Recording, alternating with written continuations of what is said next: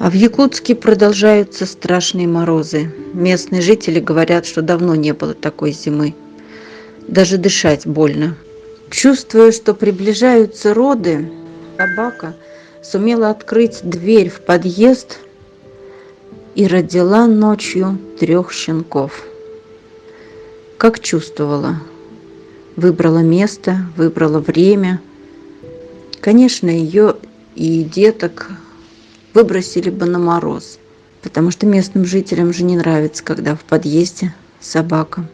Но волонтеры успели забрать и привезли к Игорю.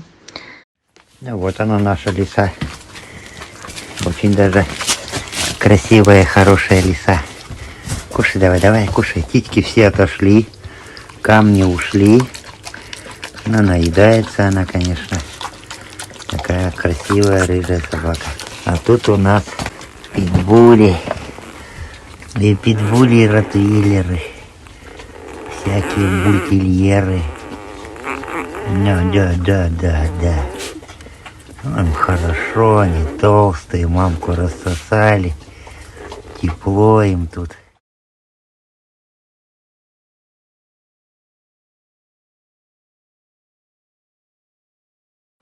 Дружбаны. Ну-ка, покажитесь хоть чуть-чуть-то. Да покажи ты, ладно, ты, что ты. Ой, дружбаны. Этот вообще дружбан. Вообще конь. Ой, конь, а ты конь? И ты конь. Ну, глазки еще не открыли.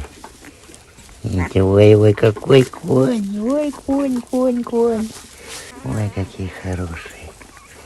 Ой, какие хорошие. Гладенькие, все намытые. И мама тоже.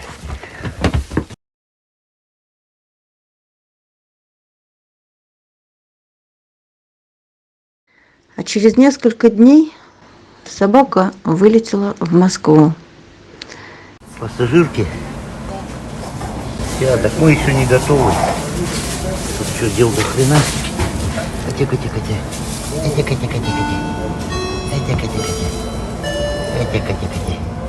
Что сидит? Оставим шесть телефон при входе в аэровокзал, просьба забрать. Пассажир, оставим шесть.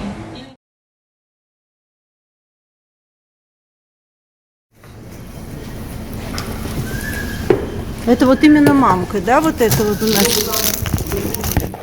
Нормально. Вот эта мамочка у нас сбежала.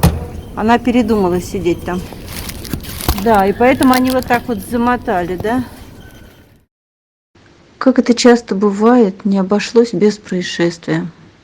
Собаки испытывают сильнейший стресс при перелете, а тем более она ответственная за своих деток. Они понимают, что что-то происходит.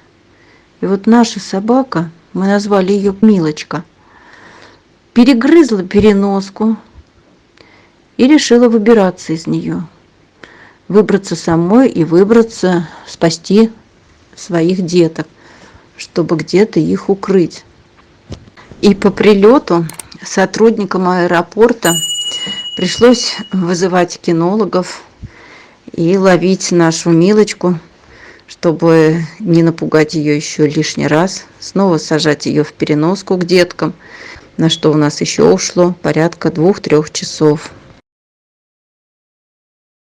Эта девочка у нас страшанула. Кто там у тебя? Маленькие щеночки. Да.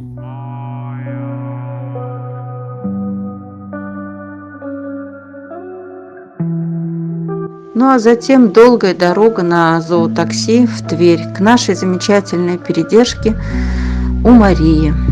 Сейчас все самое страшное уже позади. Детки осваиваются вместе с мамочкой.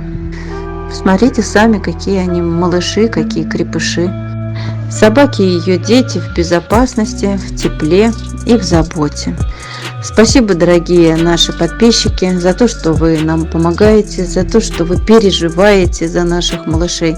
Спасибо вам огромное. И оставайтесь, пожалуйста, с нами. У нас еще очень много там, которых нуждаются в спасении, которых нам надо спасти и надо вывозить. Мы каждый день кого-то там спасаем.